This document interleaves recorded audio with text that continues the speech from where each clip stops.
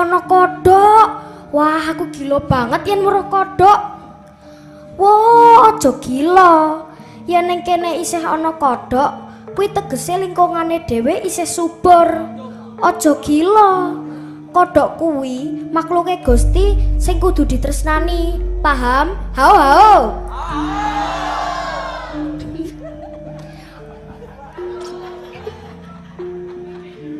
Iya, Dek, aku ngerti. Neng aku tetep gila. Wes. Aku ngelak. Aku tak ngombe dhisik ning sendang kae. Yo, Mase, sing hati-hati ya. Siap, Komandan Klepon. Pleton kok klepon. Hao.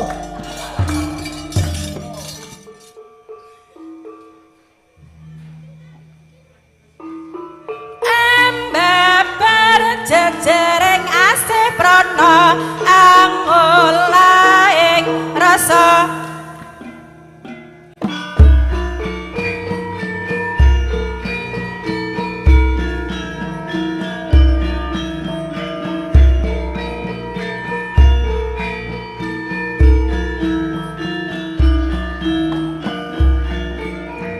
dasar pancen nyata wasis lan budaya tanggap lan tangguh sarta ing pakewa runtut ing rasa angati sarira dasar pancen nyata wasis lan budaya tanggap lan tangguh sarta ing pakewa lantip ing rasa angati sarira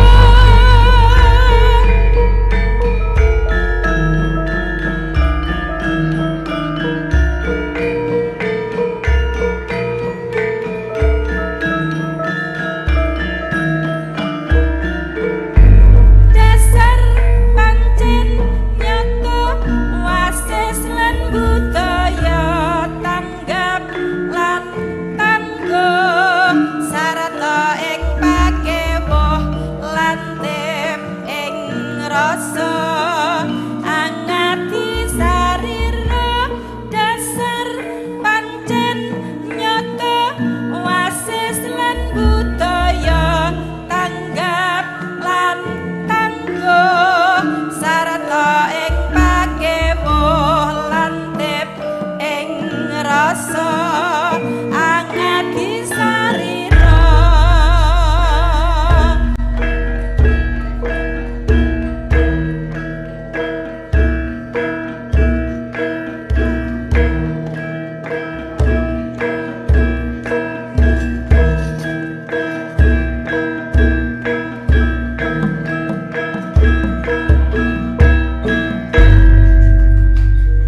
guyub rukun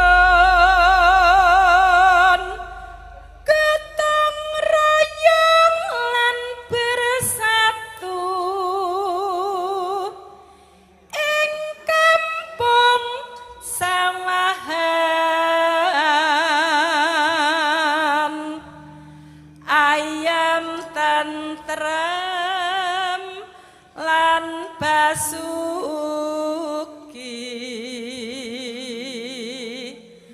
mugi Gusti paring berkah lan barokah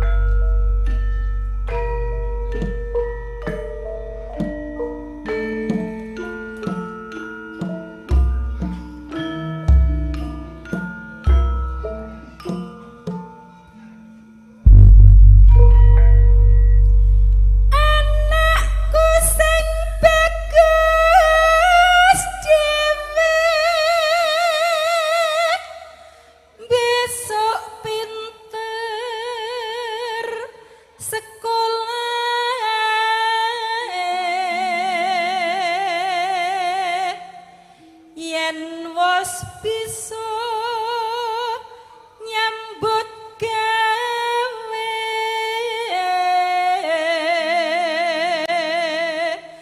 kudu mlaku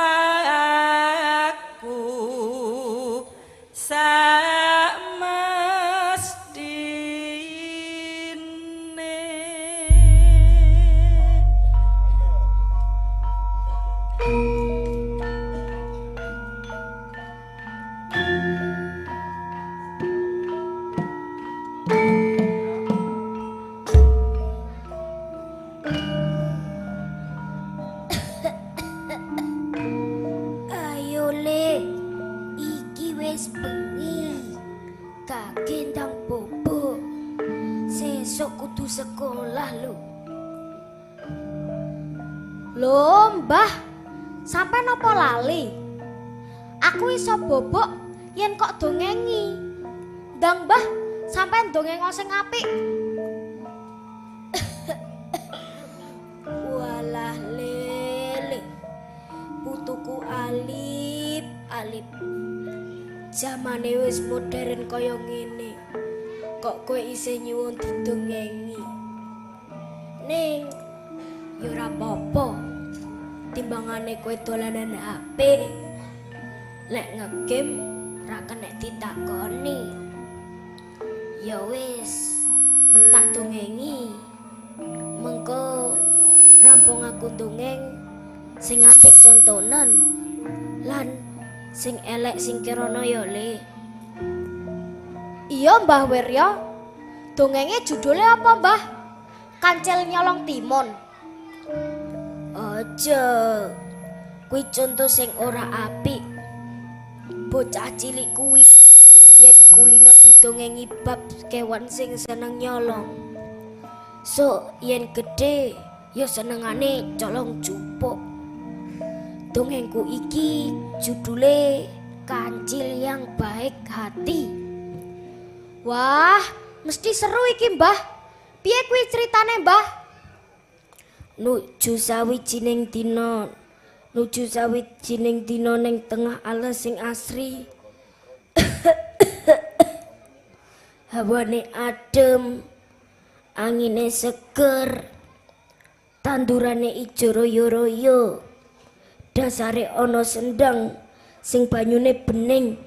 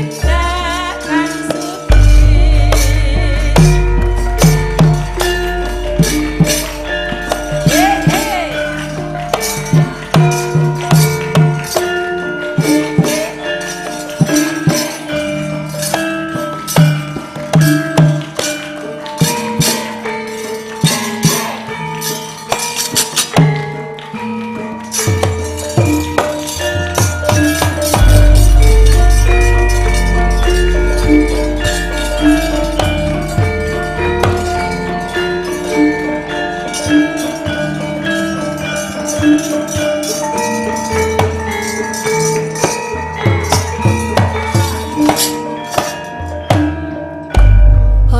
Dek.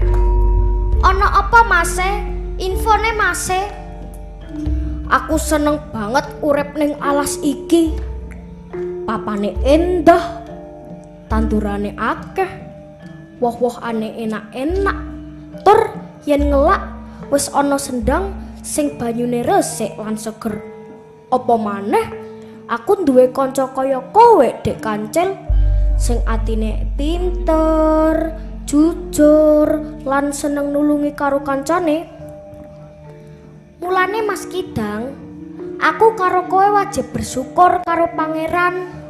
Merga aku lan kowe kuwi urip sing penake kaya ngene. Lah terus carane bersyukur piye, Dik? Oh, kamu nanya. Kamu bertanya-tanya. Oh, ditakoni tenan kok malah guyon. Hehe. Ojo santai wae, Bro. Ojo sepaneng. Ndak gelis tuwa. Hao. Carane bersyukur kuwi aku karo kowe kudu dadi kewan sing apik. Aja seneng ngapusi. Aja nakal, kudu rukun karo kancane. Aja nglarani atine sapa-sapa.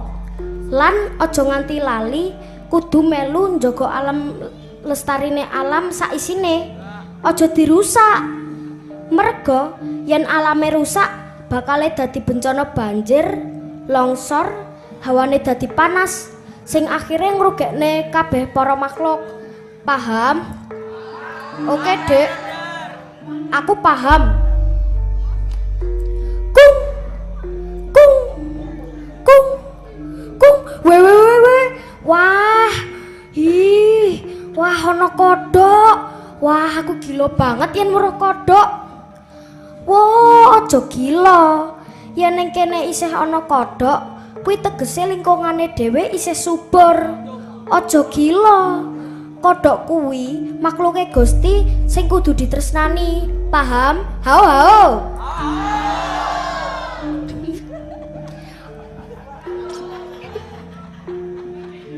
Iya, Dek, aku ngerti. Ning aku tetep gila. Wis. Aku ngelak. Aku tak ngombe dhisik ning sendang kae. Yo Mase, sing hati-hati ya. Siap, Komandan Klepon. Pleton kok klepon. Hao.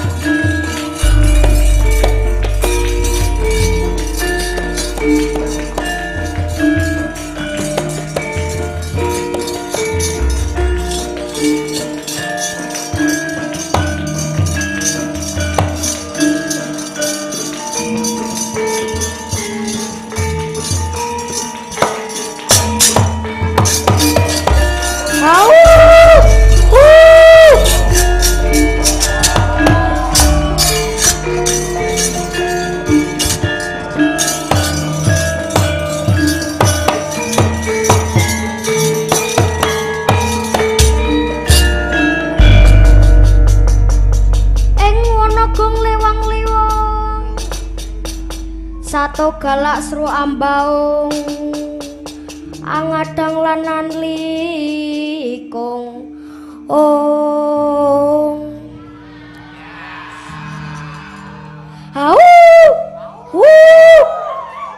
wis pirang-pirang dina wetengku luwe merga angel golek panganan daging nganti lemes awakku. Ladalah. Kae tak sawang ana kidang sing mlaku nyedaki sendang. Wah, kae panganan sing enak. Kelakon dadi panganku kowe kidang.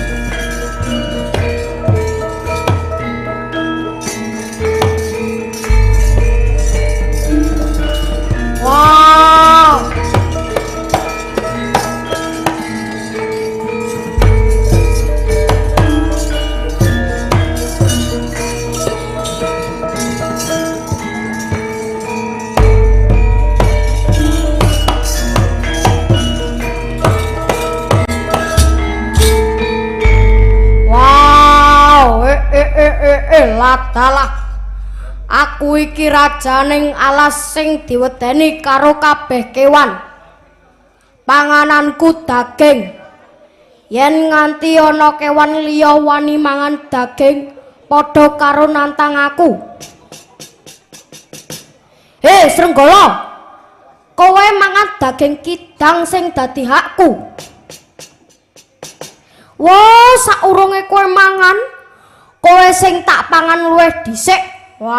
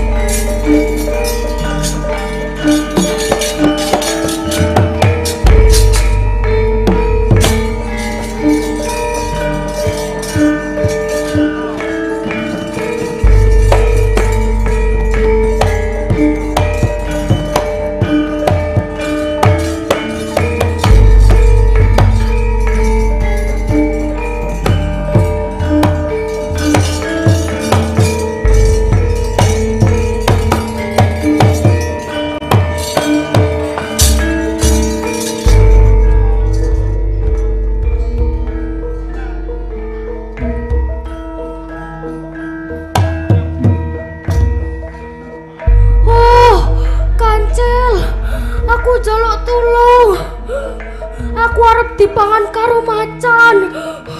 Kowe dadi wakilku dipangan macan ya.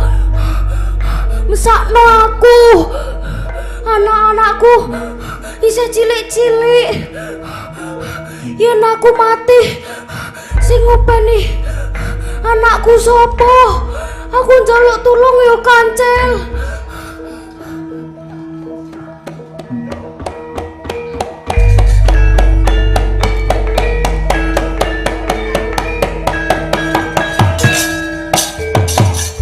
Wow! Wow!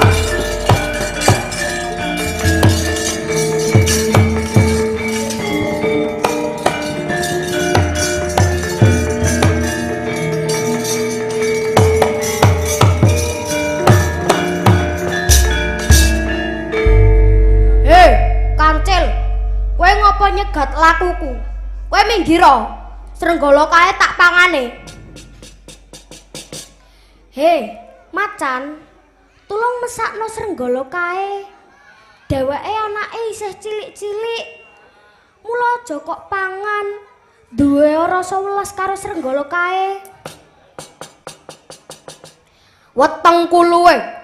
Yen aku ora mangan daginge Srenggala kae, aku bakale ya mati kaliren.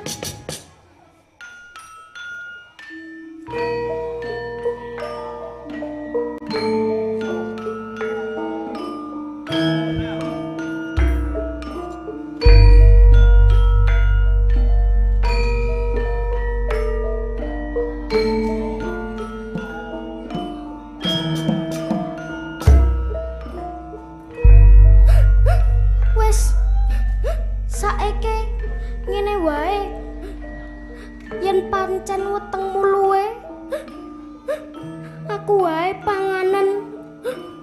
Sing penting kowe aja mangan kewan liyane. Aku ikhlas dadi panganmu. Men warak wetengmu lan seneng atimu. Ayo, aku panganan. Wah, emoh. Aku ora mentolo yen mangan kowe. Merga kowe kuwi kewan sing apik. Kelakuanmu becik.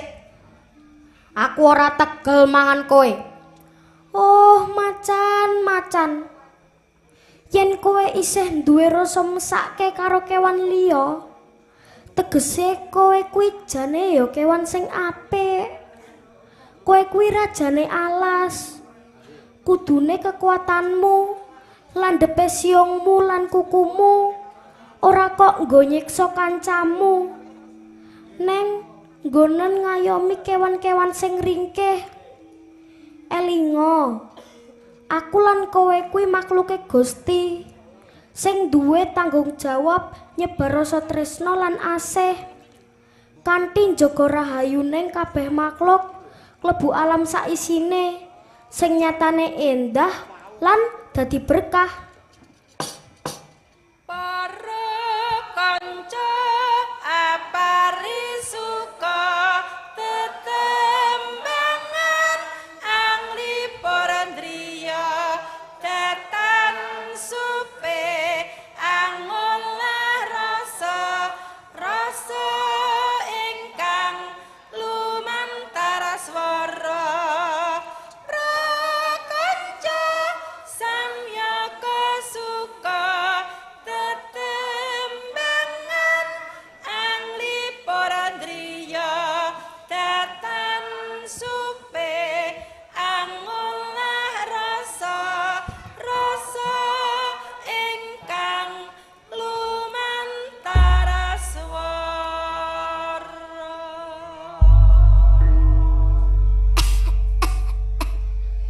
Alip wis turu. Ya wis, dongengku rampung. Babar jejere asih prana angolah ing rasa.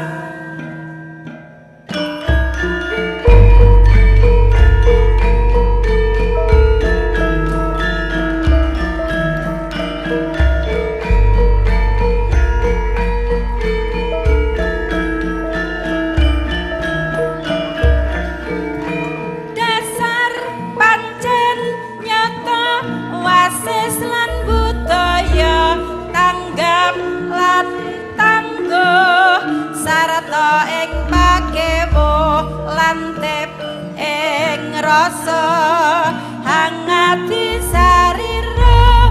Dasar pancen nyata wasis lan budaya tanggap lan tangguh sarta ing pakewo lantip ing rasa angati sarira.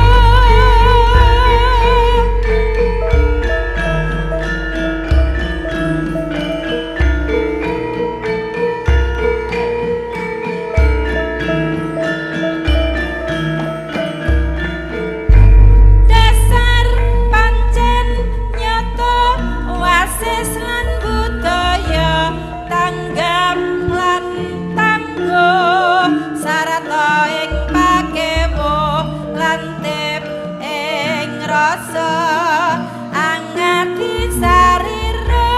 Dasar pancen nyata wasis lan budaya tanggap lan tangguh sarta ing pakewo lantip ing rasa angati sarira.